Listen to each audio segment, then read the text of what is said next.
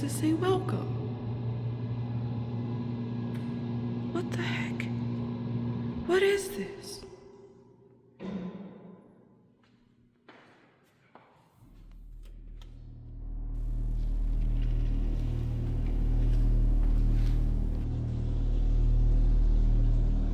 Hello?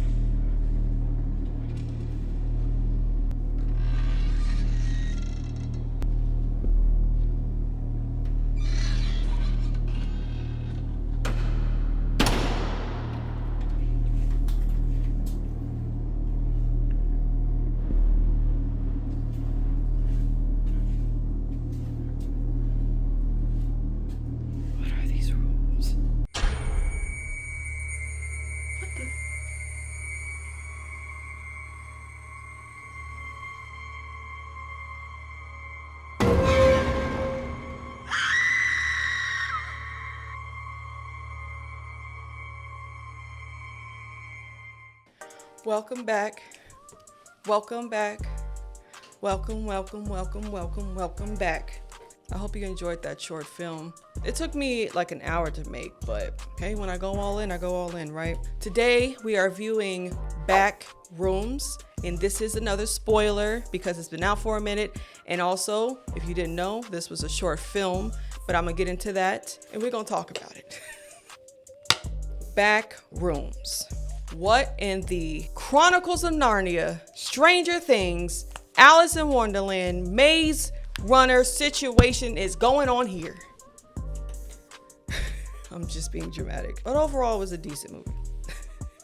Before I get into it, I got to go in with the statistics because we edumacated here. Box office, which actually might have changed. Box office in the North America region is $81.4 million. Globally, it's 118 million, which might have changed, so I'll have the adjusted numbers below. The budget for this was $10 million. Rotten Tomatoes is 89%. IMDb is 7.1 out of 10. Letterboxd is 3.4 out of 5. We got another top movie. It's in the chain, in the big group 3 movies right now, with the top being Obsession, Star Wars, Mandalorian, and BACKROOMS is also killing it. Some information about BACKROOMS if you don't know. BACKROOMS is based off a short film created by Kane Parsons, and this was created in 2022, in the year 2022, made into a bigger movie. BACKROOMS actually is also a video game called the BACKROOMS 1998. There's a video game that was heavily inspired by the short film. At this point, the marketing within this film, it's there. This is the largest opening for the production company A24. It's the largest opening for this weekend of being an original, a non-book and non-sequel horror film, and the filmmaker Kane Parsons, who not only did this as a short film but also as this current movie, he directed it. He is the youngest, being 20 years old, the youngest filmmaker in history with a #1 movie in the box office. This dude is killing the game. I love to see more filmmaker films. And mind you, there are filmmaker films that has been made into movies. If you know the movie Pixels with Adam Sandler, Josh Gad, all the different stars in that film, that was actually based off a short film. So this isn't the first time we've seen short films built into movies, but him being the youngest and this being a large opening, that is pretty historic. So props to you, Kane Parsons. Huge props to you. Cinematographer of this was Jeremy Cox, and the camera that was used was a red Komodo with a Canon, shout out to my Canon loves, 8-64mm lens to create the 90s filming effect, the camcorder footage effect, which I love this era, being in the 90s. I was born in the 90s, so this is my era. For the overall filming of the movie, it was a Sony Venice 2 with a Zeiss or Zeiss, I don't know how to pronounce it, but Zeiss these supreme prime lens for the overall movie. The production companies, and there were several within this that were supporting this film, was of course the infamous A24, Atomic Monster, 21 Laps, Sherman that also co-funded this, North Road, and Phobos, and of course the distribution company being A24. So A24 really banked out in wanting to be a part of this film, and it showed. The numbers are astronomical. The actors in this film did their thing. So we have this actor. Hi, I'm Chiwetel Ejiofor. Because I'm not pronouncing his name. That played Clark in the film, the main character. We have Renate Rainsby. Again, always apologies to butchering. I'm good with faces, terrible with names. We have Mark Duplass, Lukita Maxwell, and Finn Bennett as the main characters of this movie. And we also have a shocker being Avon Jogia, who, for my 2000s kids that grew up watching Victorious, he played in this movie, which I was shocked to see. I'm like, what did he play? I would have noticed him in the beginning of the film, the very, very beginning before they launched to the story. All did a fantastic job. The actors, I don't really have any issues with big films because they know what they're doing. They've done this and practiced this and studied this. Never really an issue with acting unless there is an issue. Then I'll point that out because I'm still trying to figure it out myself of how to explain what this movie is. So I'm gonna just read the description because I don't want to butcher what this actually is. It follows a furniture store owner, Clark, who discovers a portal to an endless liminal space of yellow-walled rooms, prompting his therapist, Dr. Mary Klein, to enter the surreal nightmare to find him. The writer of this film name is Will Sudik. He made films like Westworld, and I wish they had Kane a part of the writing process. Since he's already part of the film itself as a director, I would love to see his creativity where it stems from his original short film of teenagers fumbling into this backrooms and exploring the backrooms even more, the creatures, how to escape the backrooms. I think that would have been an interesting storyline. I feel like filmmakers, authors, whatever book or films that are created, I always hope they have full control over it because this is their film, this is their baby. And sometimes big companies, corporations like to water down what they created into something that's palatable for the audience without it being in full control of their vision. I love the era. I love movie eras that are like 90s, 80s, 70s, even 50s with film noir. This movie has a lot of cliches. If you are one of those people who just like to just turn your brain off and just enjoy a thriller despite bad decisions, whatnot, this is a good movie for you. There were some confusing elements throughout the movie, but it also tied together in a nice circle. So throughout the movie, I was very confused as to why this information was present, but the film does a nice way of circling back. And this film is also a self-development type of thing, finding oneself, finding one's purpose. The character starts off in a low place and then they end up in a better place through these trials and scary moments just to show that they have some fight in them. Now we're in the spoilers. These are the spoilers for the film. It shows a guy, it doesn't show the guy, and the guy is actually Avon. So I didn't know this, but the guy is actually Avon, but it doesn't show him because it's such a small portion of the film. He's already in the back rooms, trying to navigate his way out of it, trying to find some place to get away from the monster and everything like that. So it's just like following this guy, the creature finds him, he gets sliced and diced. Then we go into the scene where Clark is in a therapy session with his therapist. It's about him being alone and also him sabotaging relationships to protect himself, how he has a guard up and pushes people away. I 100% can relate. Him and his therapist then does a replay of the night his wife kicked him out the house. As he's replaying this, I'm like, you don't see any issue as to why she kicked you out and you still holding very strong that this was not your fault? Crazy. His therapist and him do a reenactment, and it starts on the fact that he comes home drunk after work. He breaks a glass in the house that wakes up his wife.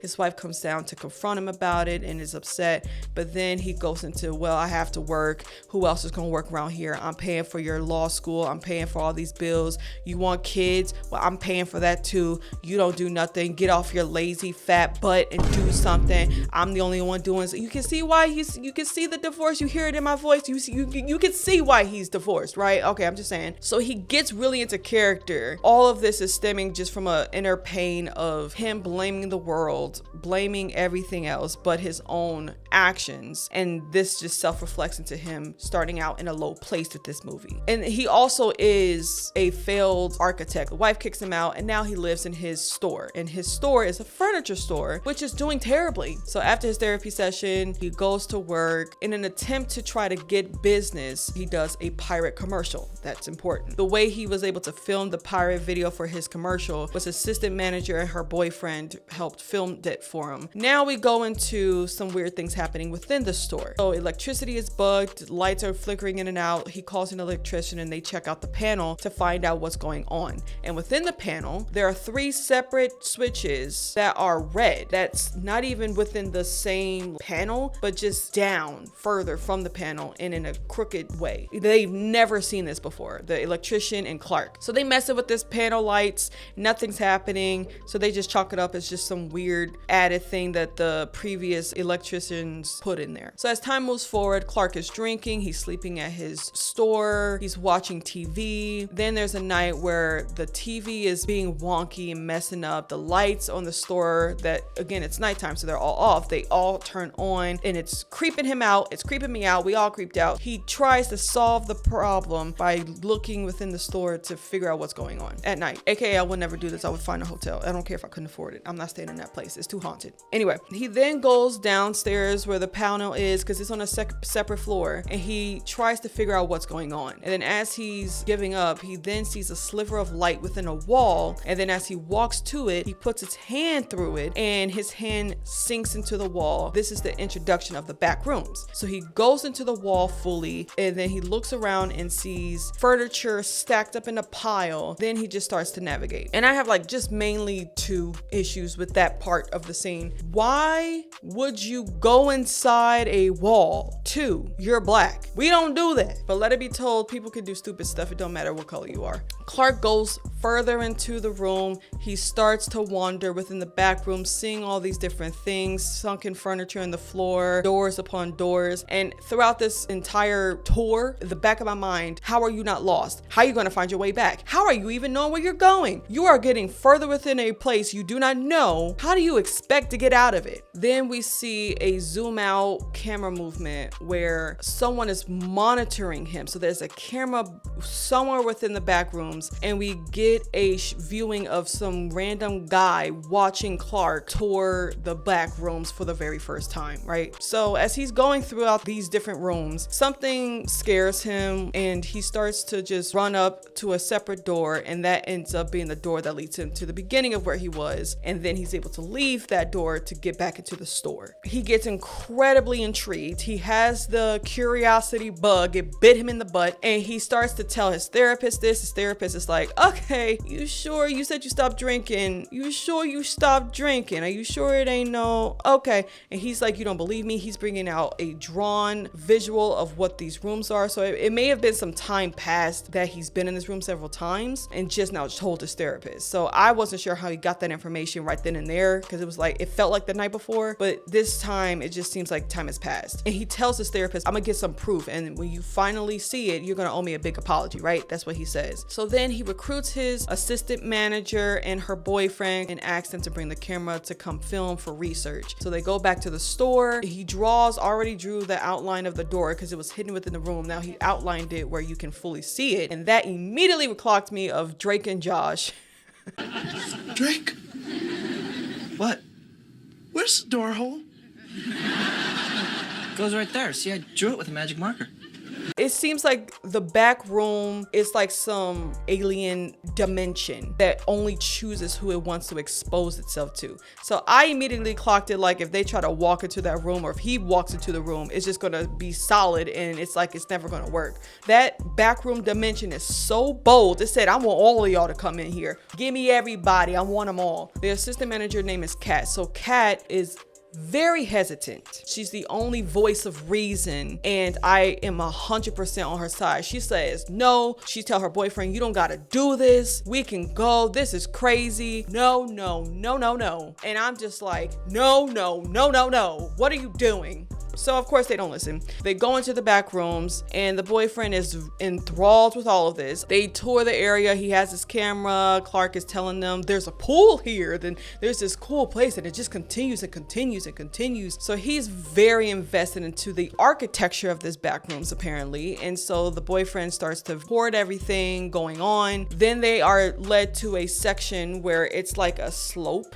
down. There's a slope that leads down further below the back rooms. Clark brought a bag of supplies, and one of the supplies is a very long amount of rope that he wraps around the boyfriend and lures him with Kat's help down. So he's going down there, and below is completely gross, right? So there's piles of clothes everywhere. There's like dirty walls and stuff, more of someone's cave. Something comes out towards the boyfriend where he's freaked out now. And so he's tugging on the rope and Clark and Kat pulls him up as fast as they can to get him out of there. All is safe, it feels, but apparently there's a lot of slack from that rope that was still left below. And the monster, the creature down there, snatches it down, pulls him back down there, leaving a trail of blood. Kat and Clark tried to pull the rope to pull him back up, but they also tied the rope to a bed and the bed slides against them and they get shoved down the slope whole thing and are trapped in the back rooms. So now we go flashing back to the therapist, right? So the therapist has her own life. This therapist is basically a therapist who needs a therapist. She got her own problems on, but she's trying to also sell self-help books. We start to see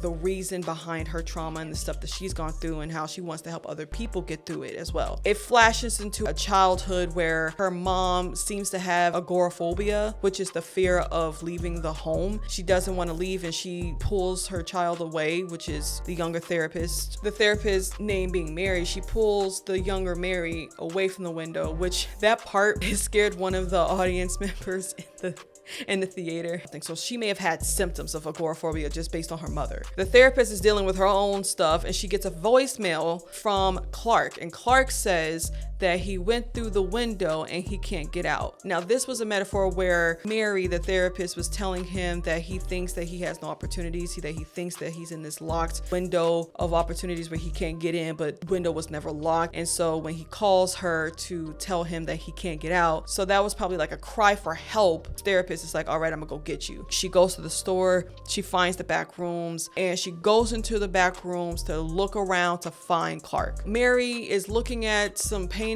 or some drawings on the walls in the back rooms, and Clark actually finds her. She's just trying to find a way to help him, right? There's some creepy footsteps in the mist and he tells her to be quiet and then pulls a choke move on her, knocks her out. There's been no time reference to the length of him being in and out of the back rooms where he created this plan of rooms. There's been no timeline of how long he's been in there since him and Kat got stuck down there. We don't know any time frame of how long he's been down there. Mary is knocked out. She wakes up. She sees a kind of playhouse room where there's a table, there's chairs, there's a guy sitting in a chair that doesn't look so normal, there's a kitchen and a fridge and a woman in the corner with red hair and a dress and a man sitting in a chair with a lamp. Like it looks like some puppeteer dollhouse, and Clark is just in there like he's at home chilling, grabbing plates and passing it around the table to serve.